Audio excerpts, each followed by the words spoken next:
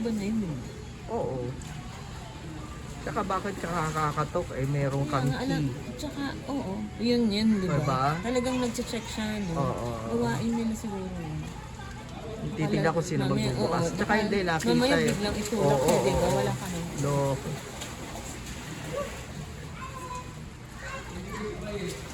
Kasi kung ano ka, may key. Diba? At saka tatawag ka kung may kakilala ka o wala, talagang nag-ano sila kung sino yung magbukas. Eh, sabi ko na traumatize kami. Nakita pa namin sa breakfast area.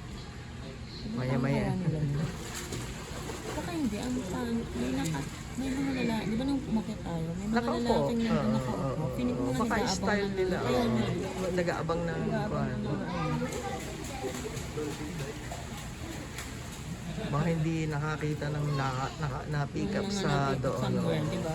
Kasi di ba nung pagbaba natin, may mga pumasok din, no?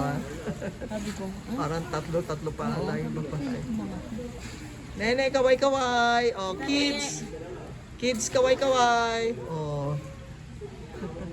Kaway-kaway!